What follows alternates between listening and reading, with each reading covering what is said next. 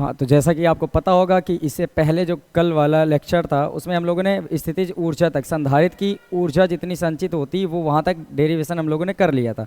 Formula भी याद होगा कि U बराबर क्या आया था, हाफ CV²। तो जो आज की क्लास होगी वो एक मज़ेदार क्लास होगी और इसमें हम लोग पढ़ने वाले हैं संधारित्रों का समायोजन, कि संधारित्रों को हम कितनी तरह से समायोजित कर सकते हैं। तो इसके जो समायोजन के तरीके हैं वो टोटल दो तरीके, एक समांतर क्रम संयोजन, एक श्रेणी क्रम संयोजन। तो दो तरह से हम इसको करने वाले हैं। तो पहला मैं इसमें लिख देता हूं, जो पहला आएगा वो आएगा श्रेणी क्रम संयोजन।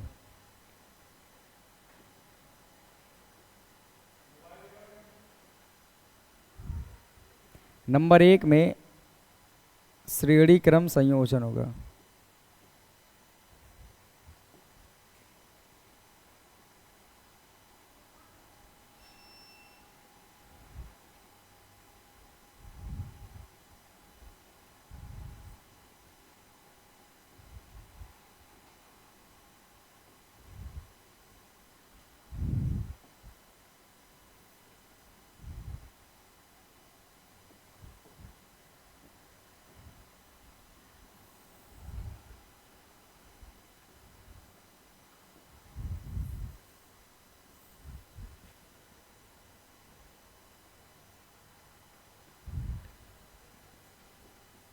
तो इसको अब हम पढ़ने वाले हैं। श्रेणी क्रम संयोजन और समांतर क्रम संयोजन दो होते हैं, तो उनमें से पहले एक को हम पढ़ेंगे।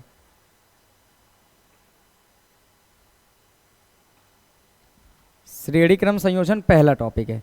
तो अब इसमें हम क्या करेंगे, देखो संधारित्रों का संयोजन पढ़ना है तो पहले तो आपको ये जानना चाहिए संधारित्र का संकेत क्या होता है, कैसे बनाते हैं। तो अगर आप ऐसा करें कि मैंने समांतर प्लेट संधारित्र पढ़ाया था, क्योंकि आपके सिलेबस में समांतर क्रम संयोजित समांतर क्रम वो समांतर प्लेट संधारित्र, और एक और पढ़ाया था मैंने गोली संधारित्र, लेकिन जो आपके चैप्टर में है वो पूरी तरह से समांतर प्लेट संधारित्र है। तो ये बताओ, उसमें दो प्लेटें मैंने बनाई थी, एक पॉजिटिव और निगेटिव कर दी थी। तो वैसे ही अगर एक ये लाइन है और एक ये लाइन है और इनके बीच ये ऐसे प्लेटें रख दी जाए बराबर क्षेत्रफल की, तो ये जो सिंबल बन के तैयार होता है इसको कहते हैं संधारित्र। ये है संधारित्र का संकेत, संधारित्र का संकेत ये होता है। क्या आप इस बात को याद रख पाएंगे? तो जो संधारित्र का संकेत है वो इसी तरह का है कि आपको क्या करना है, इधर से वायर और ये दोनों ऊपर नीचे से बराबर लाइनें होनी चाहिए। अगर आपने ऐसे बना दिया तो आप आगे चलकर पढ़ेंगे कि ये सेल का संकेत है, ये सेल का संकेत है। ठीक है, तो ध्यान रखेंगे जब दोनों लाइनें बराबर हो तो संधारित्र, एक लाइन बड़ी एक लाइन छोटी तो फिर सेल। तो अब ये समझ जाओ कि हमें संधारित्रों का संयोजन बनाना है तो हम इनके लिए पढ़ेंगे, इसके लिए। ठीक है, तो स्टार्ट करते हैं अब यहाँ से।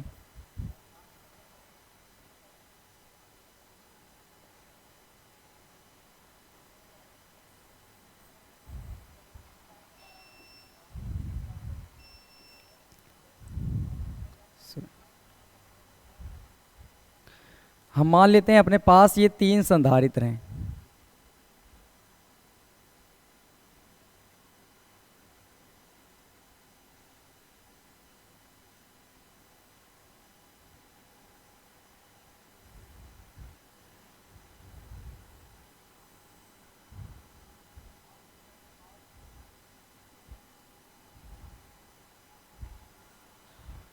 ये ऐसे जोड़े गए हैं और यहाँ पर बैटरी बना देता हूँ मैं।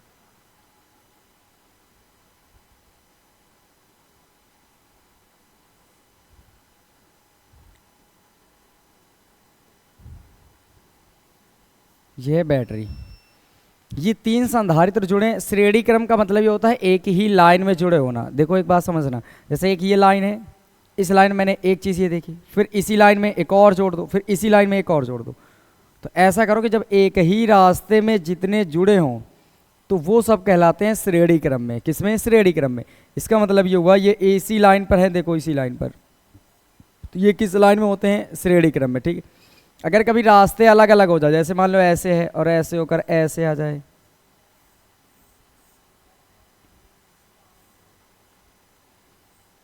तो ये आसान तरीके मैं समझा रहा हूँ कि चलना एक ही लाइन से, मान लो इस लाइन से चले, इस पॉइंट में आने के बाद आप अगर इधर जाना चाहेंगे तो ये रास्ता ढूंढेंगे, इधर आना चाहेंगे तो ये रास्ता ढूंढेंगे। तो जब रास्ते अलग अलग हो जाएं तो वो समांतर क्रम में होते हैं। याद रखेंगे, जब एक ही लाइन पे, एक ही रास्ते पे जितने संधारित्र लगे हो वो सब श्रेणी में माने जाएंगे, और जब अलग अलग रास्ते में हो तो समांतर क्रम में माने जाएंगे। तो ये सब एक ही लाइन में दिख रहे हैं, इस वजह से किस में होंगे? श्रेणी क्रम में। ठीक है, अब आगे समझते हैं।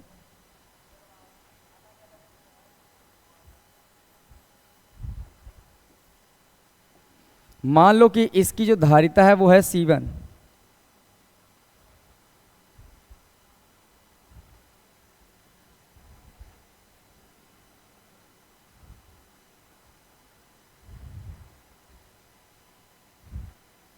और इसकी धारिता C2 और इसकी C3, और ये मान के चलो कि इस पूरे बैटरी का टोटल विभवांतर कितना है? V।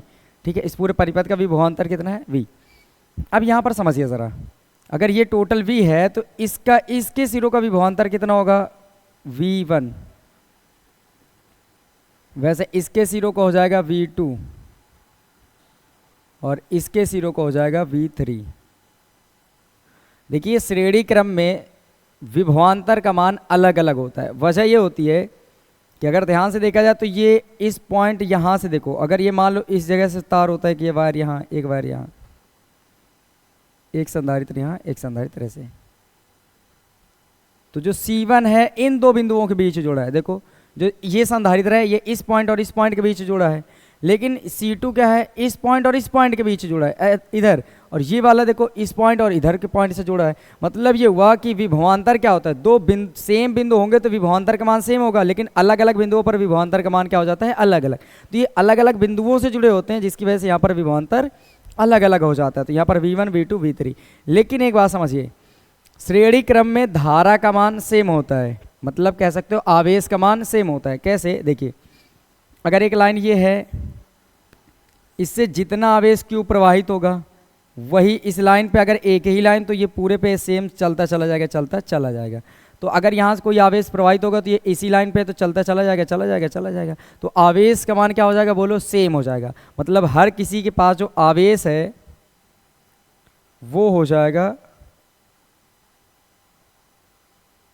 Q। इसके पास भी Q आवेश मान लो, इसके पास भी Q आवेश। टोटल आवेश तीनों के पास कितना कितना है? Q Q, क्योंकि श्रेणी क्रम में आवेश का मान सेम होता है। अब समझिए, यहाँ से हम लोग ये लिखते हैं कि देखो, यहाँ पर संधारित्र की धारिता के लिए मैं कुछ सिखा दूं कि क्यों ऐसा निकालेंगे, क्या निकालने वाले हैं। समझिए, अगर श्रेणी क्रम की बात करते हैं या समांतर क्रम की, तो सबसे पहले निकालना क्या चाहते हैं बताइए? समायोजन में हम निकालेंगे धारिता, क्योंकि संधारित्रों की हमें क्या चाहिए होती है? धारिता। और धारिता का सूत्र क्या होता है? C बराबर Q/V। अब यहाँ से आप ये समझेंगे कि C निकालने के लिए आपको Q और V की ज़रूरत पड़ेगी।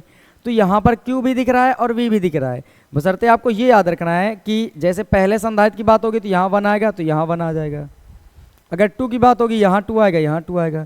बस एक बात समझो, इसको देखते हुए आपको ये बताना है कि C बराबर C निकालना में और Q और V दो चीज़ों की ज़रूरत है।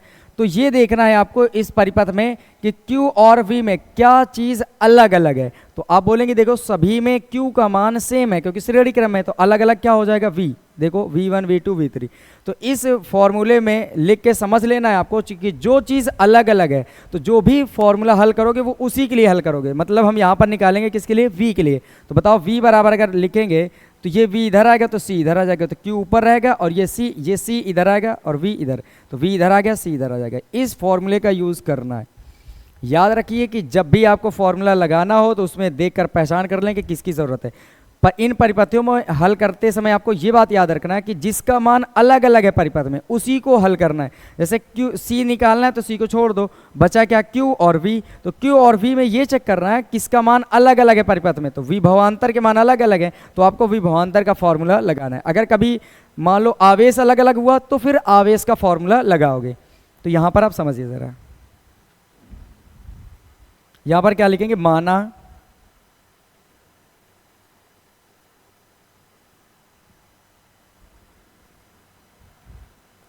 तीन संधारित्र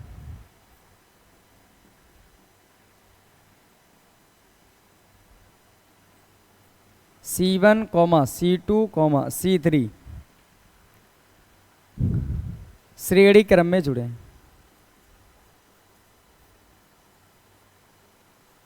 श्रेणी क्रम में जुड़े हैं जिनमें प्रत्येक का आवेश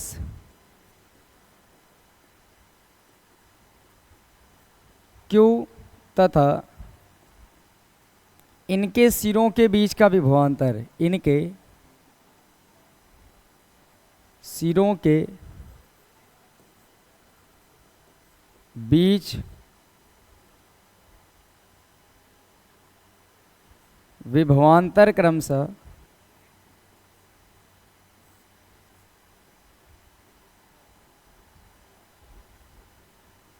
V1 comma V2 comma V3 है। तब ये इतना लिख दिया। देखो ये जो परिपथ है उसमें क्या क्या है वही चीज़ लिखी गई है। इसमें बताओ ये तीन संधारित्र हैं C1 C2 C3 किस क्रम में लगे हैं? श्रेणी क्रम में। वही लिखा गया है, माना तीन संधारित्र C1 C2 C3 श्रेणी क्रम में जुड़े हैं जिनमें प्रत्येक का आवेश Q है। देखो हर किसी का आवेश कितना है? Q। तो जिनमें प्रत्येक का आवेश Q है और इनके सिरों के बीच विभवांतर V1 V2 V3 तो तथा इनके सिरों के बीच विभवांतर क्रमशः V1 V2 V3 है। लिख लिया गया। अब इसी को समझना है आपको।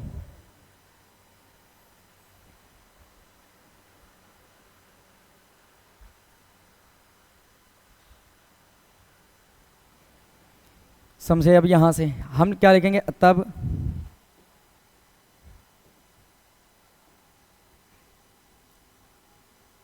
C बराबर Q अपॉन V से इस फॉर्मूले का यूज करना है। तो बताओ V बराबर कितना बन जाएगा?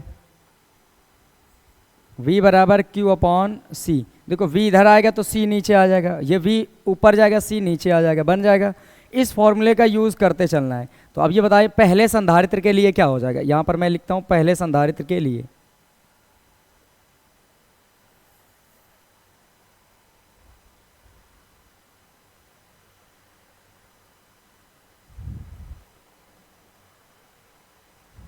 ठीक है, समझिए। पहले संधारित्र के लिए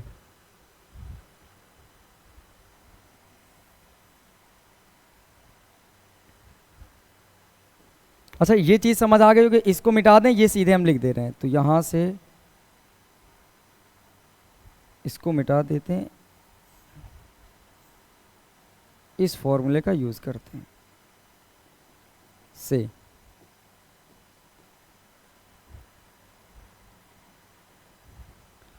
पहले संधारित्र के लिए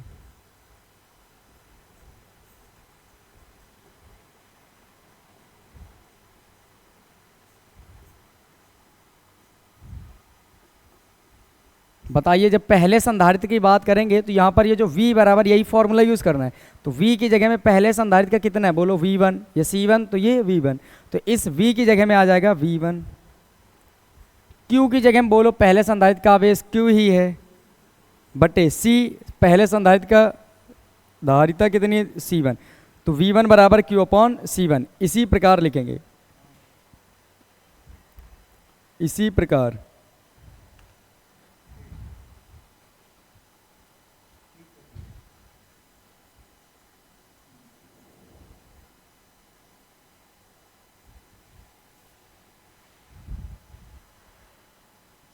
अगर इसी प्रकार देखें तो V2 जो बन के आएगा, अगर पहले संधारित्र के लिए ये समझ गए तो इसी तरह जब दूसरे के लिए निकालोगे तो V1 की जगह V2, Q की जगह Q, C1 की जगह में C2, तो V2 बराबर Q अपॉन C2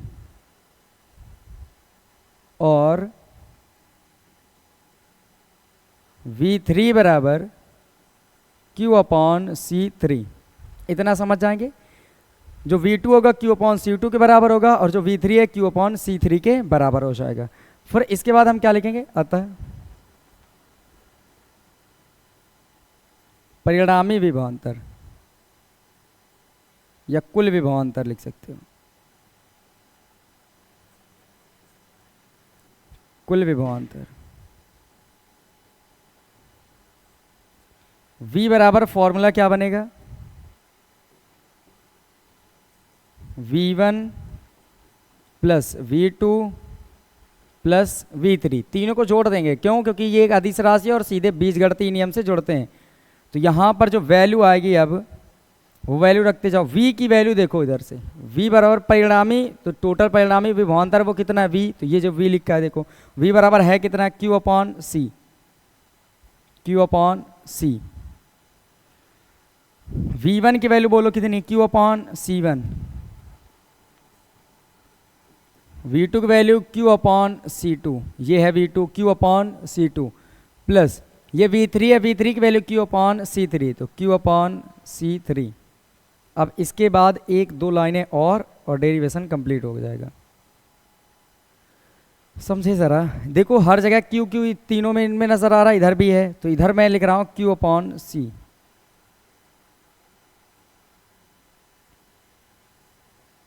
बराबर इन तीनों में q नज़र आ रहा है तो q कर ले रहे हैं कॉमन, तो क्या बचेगा 1 अपॉन c1, q बाहर तो 1 अपॉन c1, प्लस इससे जब q बाहर करेंगे तो 1 अपॉन c2, फिर जब इससे q बाहर करेंगे तो 1 अपॉन c3। अब देखिए इस q से इस q को काट सकते हैं हम लोग एक बार में, तो क्या आ जाएगा 1 upon c equal 1 upon c1 plus 1 upon c2 plus 1 upon c3, ये बन के तैयार हो गया। ये है रिजल्ट आपका, ध्यान रखिए ये बिल्कुल आसान है, इसमें कुछ ज़्यादा नहीं करना था। अच्छा यहाँ पर एक चीज़ और ये याद रखना है, जो C है परिपथ का परिणामी क्या है, धारिता, जो परिपथ में जितने संधारित्र लगे हैं उनकी परिणामी धारिता या तुल्य धारिता है। लिख सकते हो इस बात को, चाहो तो मैं यहाँ लिखने की कोशिश करता हूँ अगर आ जाए तो।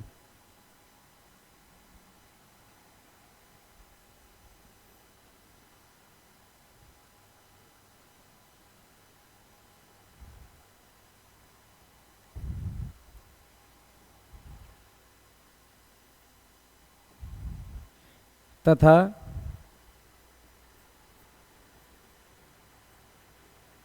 तुल्य धारिता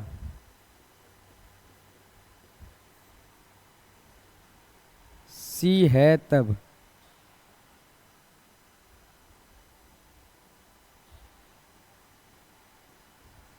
ये लो, ये मैंने लिख दिया। याद रखिए मैंने क्या लिख दिया, माना तीन संधारित्र C1 C2 C3 श्रेणी क्रम में जुड़े हैं जिनमें प्रत्येक का आवेश Q है तथा इनके सिरों के बीच विभवांतर क्रमशः V1 V2 V3 तथा तुल्य धारिता इन C1 C2 C3 की जो तुल्य धारिता ओवरऑल वो कितनी है C।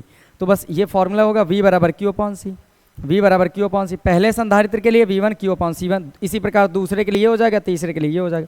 कुल विभवांतर निकालोगे तो ये सबको जोड़ दिया जाता है, तो V1 plus V2 plus V3 हो जाएगा। यहाँ हल कर दोगे तो ये बन के आ जाएगा आंसर। ठीक है, ध्यान रखिए। एक मिनट में मैं पूरा फिर से बताता हूँ, सुनिए ज़रा। श्रेणी क्रम संयोजन में संधारित्रों को ऐसे जोड़ते हैं, ये लग गए, ये श्रेणी क्रम में, इनमें आवेश का मान सेम होगा क्योंकि रास्ते सेम है, विभवांतर का मान अलग अलग होगा क्योंकि ये अलग अलग बिंदुओं से जुड़े होते हैं।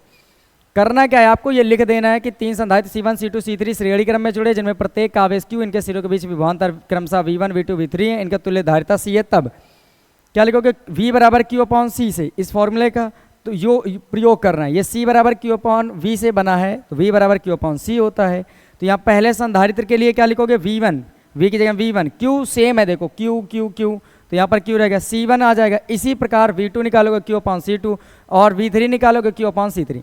जब कुल विभवांतर निकालोगे वो V बराबर V1 plus V2 plus V3 आएगा और सबको जोड़ दो तो V की जगह में कितना है बोलो, Q अपॉन C, तो V की जगह में Q अपॉन C। V1 की वैल्यू कितनी है, Q upon C1, Q upon C1 plus V2 का मान कितना है, ये Q अपॉन C2 प्लस ये वाला V3 की वैल्यू Q अपॉन C3। इन ये Q अपॉन C पहले Q Q Q तीनों में है तो कॉमन कर लो, तो इससे बचेगा 1 अपॉन C1 प्लस इससे बाहर तो 1 अपॉन C2 प्लस इससे बाहर तो 1 अपॉन C3। जब इतना कर लोगे तो Q से ये Q खत्म, तो 1/C बराबर 1/C1 1/C2 1/C3, ये बन के तैयार हो जाएगा और यही आपका रिजल्ट है। अब इससे जो चीज़ें निकलने वाली हैं, कुछ ओवरऑल रिजल्ट निकला है उसके बारे में आप जानिए। इसको मैं छोटा करके हटा देता हूँ यहाँ से।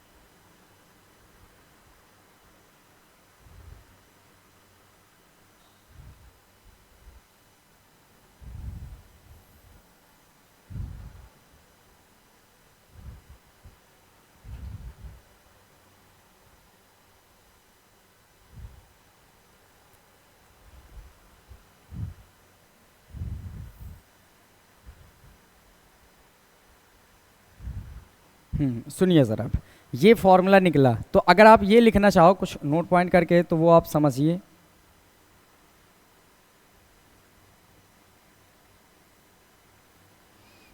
ये आपको बताओ, ये जो तुल्य धारिता है, ये सी क्या है? तुल्य धारिता। देखो, तथा तुल्य धारिता सी है, तो हम क्या कहेंगे? श्रेणी क्रम में लगे संधारित्रों की तुल्य धारिता सी का व्युत्क्रम, 1/c का मतलब व्युत्क्रम, उन संधारित्रों के अलग अलग व्युत्क्रमों के, मतलब 1/c1, 1/c2, 1/c3 अलग अलग हो गए, व्युत्क्रमों के योगफल के बराबर होता है, योगफल के बराबर होता है। ये बात मैं यहाँ लिखता हूँ, इसको आप लिखिएगा ज़रूर। श्रेणी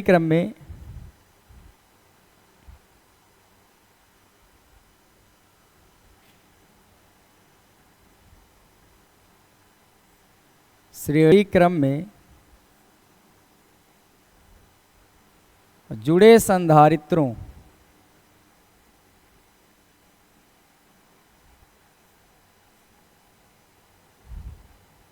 की तुल्य धारिता का व्युत्क्रम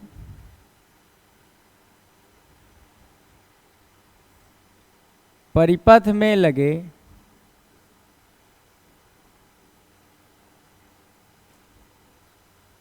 संधारित्रों की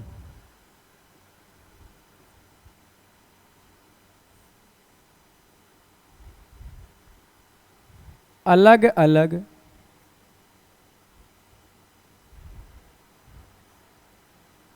धारिताओं के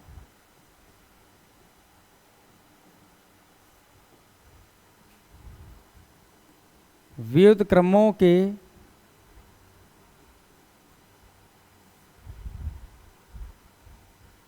योग के बराबर होता है।